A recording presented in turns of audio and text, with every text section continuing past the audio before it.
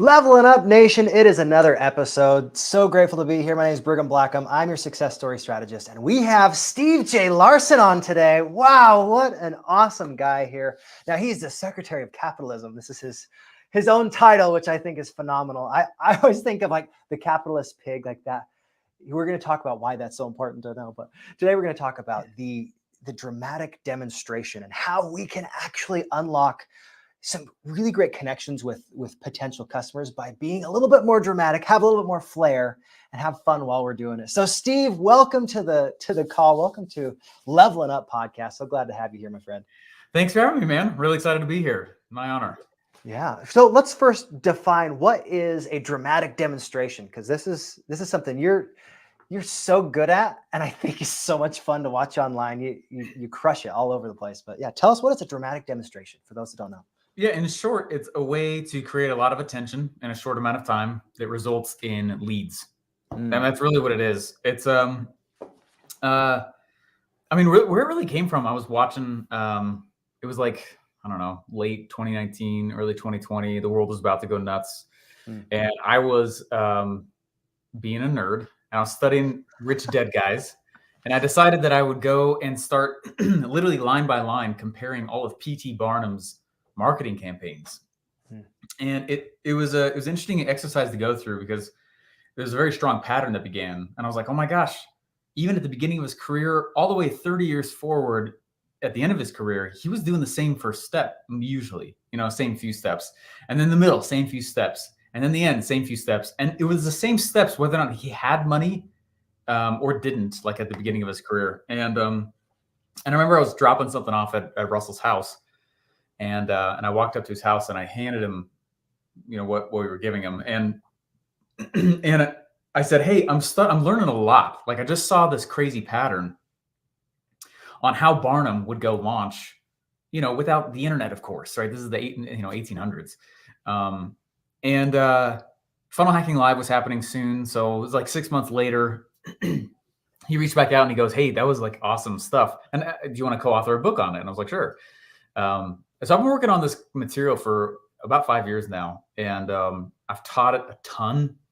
It's gone through three events of my own, one with Russell. We've spoken at Funnel Hacking Live multiple times about it. But what was really fascinating pattern inside of it was what he would do was in his marketing. I think this is one of the places that a lot of people get messed up on when they're doing any kind of marketing, is that they are spreading information about their offer instead of spreading the hook. That was one of the biggest insights from studying what Barnum was doing. Very seldom did he actually talk about what you were going to come and purchase. Instead, he was speaking and spreading hook material. And so that's why it's been such a big thing. Thousands of people have done a dramatic demonstration now. And it's not, some people have been like, oh, it's just another form of a launch. It's not. It's an order of approaching these channels that we all have access to in a specific way that gets the most attention in the shortest amount of time. That's a great segue into one of the things I love to talk about, which P.T. Barnum was awesome. He has this one story that makes me just laugh. As people are coming in off of the train, he was plowing a field with an elephant, and that type of hook was stuff that he did all the time. He was absolutely nuts and crazy. So tell us one of your favorite hooks that you've seen from P.T. Barnum, and then let's talk about maybe one of those examples in your own life. Yeah, that's absolutely. So one of my favorites, what's funny is the hook doesn't always have to make sense. There was one story that's really interesting. He instead of giving a beggar, his museum was in New York, in the center of New York City, and a beggar was asking him for money, and instead of giving him money, he hired him. And he said, what I want you to do is I want you to walk around this specific circuit of like blocks around New York City. And every time you get to one of the turning spots, you're going to put a brick down. And but you always have a brick in your hand. And so he had him walk around at like 4 or 5 different stations, kind of around his museum. And he wasn't allowed to talk to anybody. He had to look very somber, and he had to be holding a brick. And so he'd go from one location to the next, and he'd swap out a brick. And then now he's holding the new brick. And people are like watching him. And they're like, what is this guy doing? And he wasn't allowed to say anything or answer anybody, but pretty soon people start following him. Well, the route took him, he had to end by walking into the front door of Barnum's museum. And he'd walk around for a second and then walk out the back door. Well, so that people could keep following him, they would start buying tickets to just follow him. And it worked so well that there was 1,000 people. I think it was like work at 2. And I think it was by like day 3 or 4, the police made him stop because it was literally blocking traffic. There were so many crowds of people just following him. Right? And so the funny thing is that a hook doesn't always have to make sense. And I think where people get hooks messed up is they think it's a headline. It's like, well, the headline is where we express the hook, but it's not the same thing. So my definition of a hook, sorry, something's in my throat. My definition of a hook, and I mean, I spent so much time when I was working for Russell, I'd be like, dude, what's a hook? And you get the same response that most people give when you ask that, which is like, hey, it's the thing that gets attention, you know, it's the thing that gets their attention and makes them look at you. And I've never understood that, you know, because I could smack you and have your attention, but that doesn't mean you want to buy from me. You know, it's like, it's not a good definition of a hook. And so I started coming up with a new definition of it throughout all this research, and realized that all a hook really is the thing that gets somebody to raise their hand and say, tell me more. That's it. But it's the kind of tell me more where it's like, tell me more about your offer. What's going on here? I want to follow you, so I'll buy a ticket into a museum. It doesn't always have to directly relate to whatever offer you're selling. One of my favorite examples of this in real world, it's actually one of the first places I ever learned this, is I was a door-to-door sales guy, and I was doing pest control, and I was doing security sales. And later in college, I started doing telemarketing. This is way before funnels for me and all that. And I just knew I needed to learn how to sell if I was going to be an entrepreneur. So I was shocked to find that all 3 of those jobs, totally different companies, had a very similar scripting style. And now I'd look at that and go like, well, yeah, it's sales, but I didn't know that, right? And we had 2 different parts of our script, and they would call it part 1 and part 2. And when I was doing security sales, same thing. Pest control, same thing. Telemarketing, same thing. Literally different geographical locations too. They all called it part 1 and part 2. I was like, are these guys trading notes? Like, what, how are they, you know? And it was interesting because we were not allowed to talk about the offer, what price it was, you know, any details of contracts, none of that until part 2 of the script. Well, as a new salesperson, my inclination was to walk around and talk about the offer, right? This is what we got: pest control, spray your house, bugs, right? And that's how most entrepreneurs also approach marketing, is they just walk around talking about their offer all the time. So in the sales job, that's really I started first experiencing this for myself. So part 1, the whole purpose of part 1 was basically to get people to just say, tell me more. Like, how much is it? I'm leaning in a little bit. I'm engaging with you. And that's it. And so the way we would do it in pest control is I'd knock on the door, and you've probably been, you know, someone's come to your door, I'm sure. It's the same script. Everyone uses it, but it works. So they knock on the door, you know, hey, what's up? We're spraying the Joneses house right there down the street. Getting our truck here is literally half of our cost. And so we actually can spray your house for 50% off while we're here. Is 4 or 5 o'clock okay today? And then we would just wait. And that was the opening script. And like 9 times out of 10, they're not going to say 5 o'clock, right? That's not why we're asking it. Instead, we're just trying to get them to go, wait, what? And I usually would repeat it. Hey, what's up? Jones's house down the street, 4 or 5 o'clock today. You know, and I would just repeat it. And at that point, maybe 10% of the people would go 5 o'clock. But what most of them would do was either shut the door, or they would start to ask questions that were engaging and be like, well, what kind of bugs does it treat? And I'm like, well, you know, and I start going through a little thing, and then I go right back to it. Is 4 or 5 o'clock okay today? And the magic question when we were allowed to go to part 2 was, how much is it? Or tell me more. And so this was such a big deal in these different sales jobs that, I mean, literally in our morning meetings when we were practicing like overcoming yesterday's top objection and all this stuff that you do with the sales team, they would ask, how many times did you get to part 2? How many times did you get to part 2? How many times did you get to part 2? That's where you could talk about the offer. That's where you could talk about money. That's where you could talk about contracts, all that stuff. And so I think one of the biggest reasons this dramatic demonstration book is such a big deal, you know, that Russell and I are co-authoring, is that in my experience, as I've been applying this for the last 5 years with companies, it's been the cure of lead flow because it's not leading with the offer. It's much like Barnum, right? He's not leading with the offer. He's leading with a hook that gets someone to say, tell me more. And marketers are actually being salespeople right now, not marketers, especially when they're talking about offers, you know, and you see all these marketing channels that people have access to, and they just start dumping in all this. Well, they're literally pitching in their Facebook post, you know, or they're pitching in their ad when they should be just getting people to come to the next page, right? Yeah. And it's not, anyway, that's the general concept of it. And the scripting style that we actually do that is inside the book. So, no, I think that's phenomenal. And keeping those relatively separate so that you first gain their attention, because that's what social media is about, is building that attention, building the story, having them have a reason to connect with you. Then after they've connected, they'll say, well, tell me a little bit more. That tell me more is the secret sauce, is what it sounds like. And I'm excited to get your book when when does that come out? I know that pretty soon. Eventually. Well, last week on social media, I did delete it and start over. So there was a flow problem with it. I didn't like it. So we have I know what the concepts are, and now we're just literally writing. So nice. No, but what's interesting is it's ended up that I've had to like redefine what marketing and sales even is, because really part 2, you can think of that as sales, but part 1 is marketing. And where I'm also seeing a lot of funnel builders mess up right now is they're saying things like, you know, I think it's just important to know, we don't call it a marketing funnel for a reason.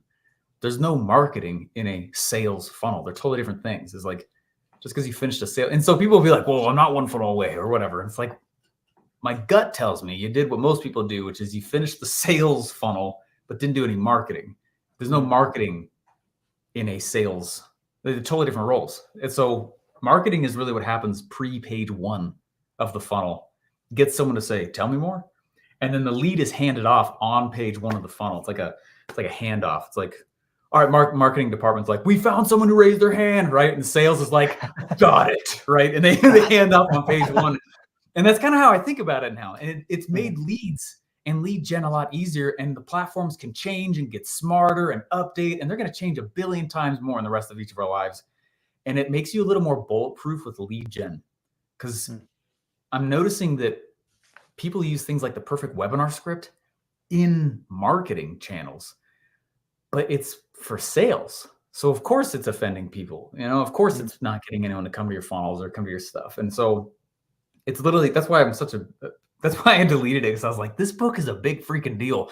I told Russell, I was like, this book, you know, and this is what we've been talking about, is like, this book will be as big to marketing as the perfect webinar script has been to sales, because there's no shortage of traffic today. You know, there's more traffic. I mean, there's more traffic right now than when you and I first started talking. Like, and so all these people are like, man, I got a traffic issue. There's no such thing as a traffic problem. What people are having is a messaging issue, and they're using the wrong messaging and marketing channels, expecting them to like, tell me more. It's like, nah, it's pitch fest. It's like someone knocking on the door and going, just order. You open the door and order form in hand. Order form, like, sign here. Like, what am I signing? I don't. You're like, what are you doing? I didn't give you permission to do this. What are you doing? I didn't raise my hand. So that's what's happening right now. Man, so I was just at Toastmasters this morning. I gave a talk about permission-based sales, and that just reminded me, because I talked about my wife having this experience where we let our mother, my mom, her mother-in-law, watch our kids for the weekend. And she had this great idea. My darling daughter had the curly hair, really long, all the way to her shoulders. She's like, I'm going to cut her hair as a babysitter. And she cut it without asking. And then my wife shows up and she's like, cool. What? And she's like, well, what do you think of it? Did you like it? And she's like, I have nothing nice to say. So she walked out of the room, and I was like, this is going to be bad. This is bad. And we ended up, it took like a week, but after a lot of emotions, things evened out and it was okay. But man, not getting the permission first, that's a big no-no. And in sales like that, that's exactly what a sales wall is. It's not getting permission to talk to them, not getting permission to engage with them. They didn't opt into the newsletter. Why did you send them the sales letter? Why did you give them the order form? Yeah. So let's go here for a second. When you say marketing cures most of your sales issues. What is one of the favorite tips or favorite tricks to marketing that you would give a brand new entrepreneur that's like, hey, this is the thing that will help you get to that next level? Yeah, really, part of what we've been going into, and it's taken me a few years to develop it, but it's a new scripting style. And yeah, I said this to my mastermind the other day. I was on stage and I was like, just play ball with me for a second. Like, okay, first recorded time in human history, what, like 6,000 BC? You know, I don't know if it's much earlier than that, maybe a little bit. 6,000 BC. Something like We that. go through 6,000 years, and then then we're at like the 2000, and suddenly the internet comes along, and it's publicly available since 1991. It's pretty safe to say that in the history of humanity, we're the early movers in the internet, right? Yeah. Like, how fascinating, the exciting time we get to live in when you think about like the history of humanity. And I wanted to point out that, because I had a buddy who was like, he's like, it's never been harder to make money on the internet. I was like, it's never been easier to make money. If you can't figure it out right now, you're not gonna, right? Like, we have such easy access to distribution. It's all over the place. Mm-hmm. But what's been happening, I really think it's happened since 2020. These platforms have just gotten smarter. That's all. And so scripting styles that used to work because of us being early movers and first mover advantage of the internet just doesn't work anymore. It's like when a new platform comes along, we all know that if you get on it early, you kind of get, the algorithm kind of credits you a little bit more, right? You get that extra little cookie with reach. And after a while, it backs off and it gets smarter and makes harder rules and things like that. But think of the internet like that. It's like we had the first mover advantage of being on the internet. And then now the platforms just got smarter. And so it's not going to go backwards. It's like, now's the time to adapt and realize that there's multiple types of scripting. There's scripting for sales, but that's totally different than scripting for marketing. One's getting the hand to raise. The other one is presenting the offer and overcoming objections, right? And so that's the way I think about it, is like, we need to go in and say, I'm finding that most companies right now have a messaging problem, especially those companies who have had an offer that was working. They're like, it was working, it was converting, it was crushing in the past, and now suddenly it's like dried up. It's like, but there's more traffic than there was a couple of years ago. So there's no such thing as a traffic problem. We have a messaging issue, and it's an actual pandemic in the internet marketing space, though, because you got all these marketers that actually just been using sales material. So I think that's how people go fix it. And all my consulting clients and people that I work with, that's been the fix. Has not been, a little revamp in their offer. Every funnel could use some upgrading, but it's not the biggest pain point. It's actually just been, they don't know how to talk about their thing in a way that gets people to go, wait, tell me more, and not feel waterboarded. Right. I've been reading a lot of different marketing materials, but one of the principles that sticks out to me is this idea that if you want to really get success in sales, you need to have that massive amount of people that you serve. And you go into, like, say, if you're going to be a hot dog salesman, you don't have to necessarily have the best hot dog. You need to go where there's massive crowds that are hungry. That's it. And then you say, hey, we have hot dogs here. That's how simple it can be. But when you say a messaging problem, what are some of the ways that you help talk to people's benefits or those pain points so that it doesn't feel salesy, but it just feels genuine? Let me, I'll pull up an actual example and just read it here. So, Sweet. So I call it an offer hook, and it's something that, first time I ever taught this to Russell, he was like, we have got to speak at FHL about this. I was like, sounds good. So this is what we talked about, not last FHL, the one before, when he and I did a co-speech together. And it was about this formula because of the exact things that I've been talking about. The cure of lead flow, as I've been calling it. I've also been calling it the perfect marketing script. So what it does is it highlights the customer's story, not yours. So if anybody's been walking around and they're using things like the perfect webinar script or their origin story, nobody cares about you yet. It's too early. It's like, again, opening the door, just keep the analogy in the head of the door-to-door salesperson. You open the door up and someone's like, here's my backstory. And I started in the gutter. Now I'm no longer in the gutter. And if you want to be like me, you should buy this pest control. It's like, what? It doesn't make any sense, right? It's, and it's not that people don't want to know who you are, but it's not their first question in their head. The first question in their head is like, am I safe? Why are you on my door? Do you understand my needs? I don't really care about your backstory unless you also understand who I am. And so there's a really good book. Just trying to see if I had it. It's called Play Bigger. And fantastic book. Yeah, great book, right? And one of the major principles in the book is that it's like, hey, whoever can describe the customer's problem the best, it is assumed that they have the best solution. I have that quote. You're talking about the Blair Warren's quote? Yeah, that's another good one. Is that the? Yeah. Okay. No. You're talking one sentence persuasion course? Yeah. So people will do anything for those who encourage their dreams, justify their failures, allay their fears, confirm their suspicions, and help them throw rocks at their enemies. One of my favorite quotes. I had it geared up because it's like, that's so good. Yeah, it's such a good one. That's a good one too. But in Play Bigger, it specifically says like you need to understand how to describe the customer's problem better than the person can themselves. And what's funny is that if you can do that, they begin to assume that you have the best solution simply because you can describe their problem better than anybody else. So if you think about what's happened in a general marketplace, most people lead with their solution, their product or offer or whatever, right? So there's a solution. They're like really loud. And one of the easiest ways to outposition everybody is to simply be good at describing the customer's problem better than they can. It immediately cuts away the noise because the person goes, wow, I'm heard, I'm understood. Wait, you probably have a good product. So that's definitely one of the reasons why the offer hook formula works, is because it's not the origin story. It's not the perfect webinar script. I don't care about you yet, right? And in terms of the psyche and the psychology of the sale and what's happening, we don't need to introduce you as the attractive character. And I'm actually tired of the attractive character model myself also. So you don't need to be an attractive character to pull this stuff off. Talking head on camera, that kind of stuff. Let me read one of these to you. This is a hook that's being used right now to help women who have osteoporosis. Okay. There's one of my clients helps run the marketing for tons of OsteoStrong clinics, which is a business like Tony Robbins is in and stuff like that. So they're using this hook right now on their pages. They got a 55% opt-in rate with this thing. And sweet.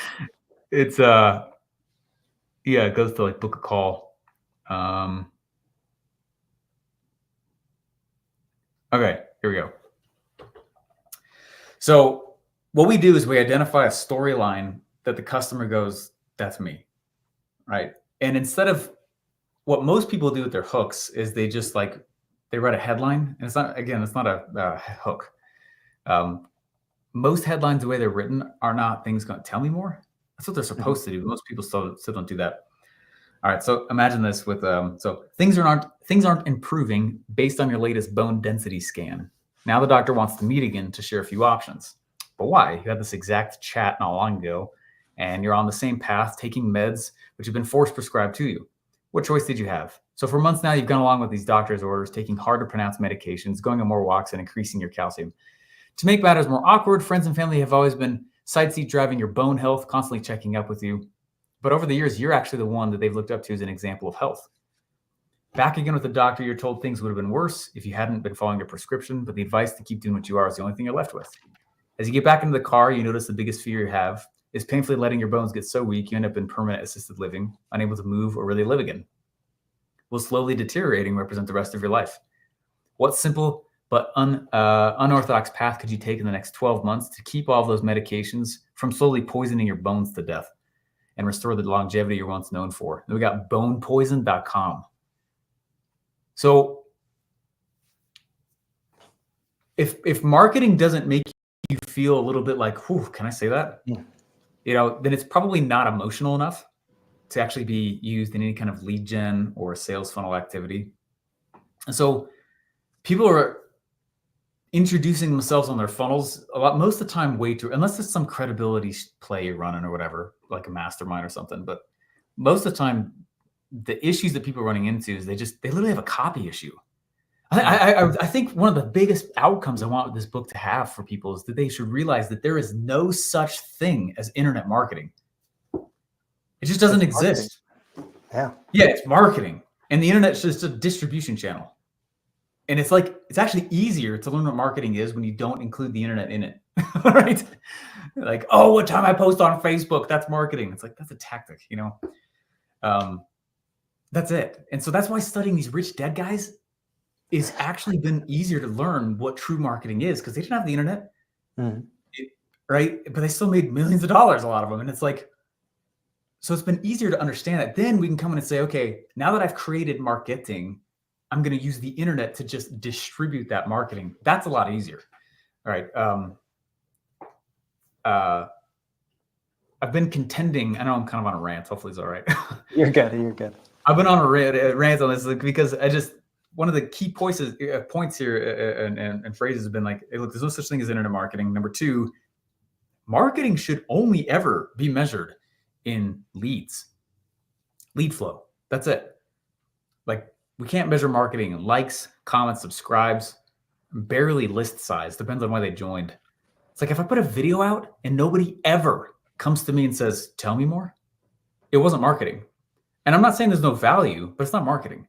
Marketing is only measured in lead gen, right? And this style of hook writing is one of the ways that we do that. And I've been using tons of client stuff now. I've written almost 100 of these hooks for people. And it's been fun to watch what's been happening with people when they go out and they use them. Because the customer goes, man, I feel understood, right? Tell me more. And we begin measuring marketing that way rather than, all right, how much did my channel grow? Which, that's not really marketing. It's a helpful metric, but it's not marketing. Yeah, I think tapping into the story, that's one of the things I absolutely love. And articulating some problem better than the customer, that is awesome, because you're validating every single challenge that they've been experiencing. And if you can articulate it well, they already assume that you can solve the problem. So thank you for that reminder. I love it. Steve, in the last few moments we have together, is there any piece of advice you would give yourself when you were brand new that you're like, just do this and things will work out?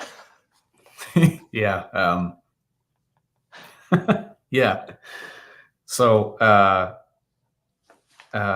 this is a super painful experience I had. It was when I first started working for Russel, so I was the funnel guy, right? But I didn't have my own successful funnel. What was happening was, and this is a very painful lesson, but it literally is how the book is starting out with this story. It's like, I was giving Russel funnels that he was asking, sitting next to him, and he'd be saying, good job. And then he'd delete like 90% of it. I was like, based on where I come from, that's a bad job, right? I was like, right. And so for the first 6 months, I actually legitimately thought Russell was going to fire me. And I would come back home, to her little apartment at the time, and to my ex-wife, and I would say, like, I think I'm going to get fired. She'd go, I thought you're doing a good job. I was like, I thought so too. He keeps saying I'm doing a good job, but he's deleting almost everything that I give him, right? And then I'd give him the next funnel, and he'd only delete 89%, right? And then 88. It took 13 months. I remember we changed offices. I walked into his office, and he goes, this is such a key moment that's changed my life. He goes, hey man, you turned that funnel in last night, right? I said, yeah. He said, good job. He said, I only changed one word in the headline. And I was been so scared for so long that I was not doing a good job at this thing that I just double fist just yelled. I was like, woo, right? And he was like, whoa. Right? Because I yelled. And he goes, what? And I said, dude, that one word, that's awesome, man. I thought you were going to fire me forever. And he goes, fire you? I said, yeah. And he said this line to me that changed my life. He said, when you came to me, you were already building good funnels. You were already a good funnel builder. I've been turning you into a marketer. And the floor fell out, because I'm not going to lie, until that moment, I thought building funnels was marketing. It took 13 months for me to finally look left to the other dude in the room who like birthed this industry and be like, whatever he's doing is actually making the money. And so that'd be the advice that I would just that's really why the dramatic demonstration book means so much to me, is because it's really been this like 8-year journey that I've gone to figure out what marketing actually is, because it's not funnel building, right? It's not just putting a video up just for putting a video up. And to recognize that the true money skill is marketing. It's not even funnel building, right? That's a sales function. And a lot of my friends who've made just freakish money, just tens and 50s of millions, they have a crappy funnel. What they're experts at, the money skill, is marketing. You get good at just that. You could sell something that's bad. Don't. It's wrong. But it is the money skill. All right. It's like that's the one to go after, and that changed me. And so about 6 months later, I left my job and I was like, I'm gonna go get like really good at marketing. So anyway, yeah. I love it. And where can people find your book when it comes out? Do you have a When it comes out, the dramatic demonstrations. Yes. Dramaticdemonstrations.com. I love it. Well, thanks so much, Steve, for being on today. It has been a pleasure. I hope you guys feel that excitement and that energy to go and connect with Steve a little bit more. I always appreciate hearing from you. And man, it is a pleasure to share the space with you. Appreciate you, Steve. It's awesome, man. Thanks for having me, man. This has been great. Absolutely. Hey, God bless, guys. Oh, I'm gonna hit that bookmark.